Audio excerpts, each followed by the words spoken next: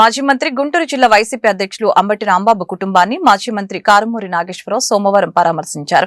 ఈ సందర్భంగా ఆయన మీడియాతో మాట్లాడుతూ అంబటి రాంబాబు కార్యాలయం ఇంటిపై టీడీపీ గూండాలు ప్రదర్శించిన దాష్టికాన్ని తీవ్రంగా ఖండించారు.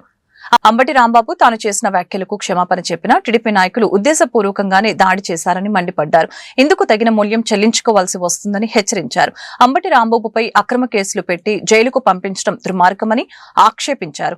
చివరికి తిరుపతి లడ్డు ప్రసాదాన్ని రాజకీయం చేయడం మహాపాపమని ధ్వజమెత్తారు. ఏదైతే మీరేసిన సిట్ ఉందో, సిబిఐ ఉందో, సుప్రీంకోర్టుకి అది ఇచ్చారో, ఛార్జ్ షీట్లో కూడా ఇందులో కలిసిందని చెప్పకుండా అందులో జగన్మోహన్ రెడ్డి గారు కానీ, సుబ్బారెడ్డి గారు కానీ, మరి మన భూమన కరుణాకర్ రెడ్డి గారి పేర్లు లేకుండా కూడా ఇవ్వటం, ఆ లడ్డు వచ్చిన విషయంలో ఆ లడ్డు పవిత్రతని మరి ఇంతకుముందు భంగం కల్పించారు.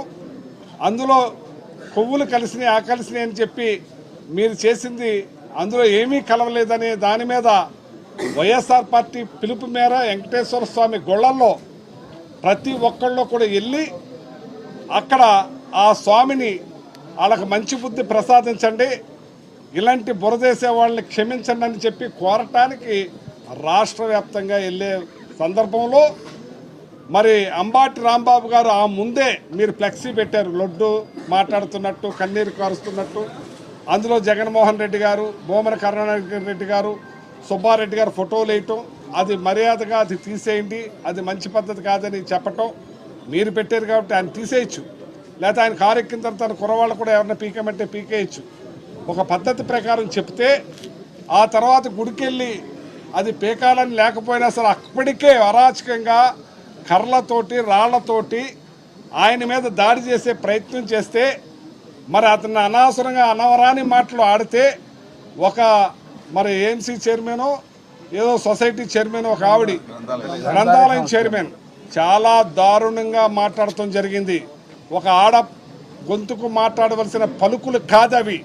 అలాంటి మాట్లాడినా ఒకటి చేయి నరికేస్తానన్నా, మరి లా లా లా లా రకరకాల మాట్లాడినా ఎవరైనా ఉప్పు కారం తినేవాళ్ళు మాట్లాడారు. కానీ నేను విన్న దాన్ని బట్టి ప్రకారం వాళ్ళు ఎవరైతే అన్నారో వాళ్ళని తిట్టడం జరిగింది. చంద్రబాబు నాయుడు గారు కావాలంటే రమ్మనండి అన్నాడు, కానీ ఆయన తిట్టినట్టు కాదు.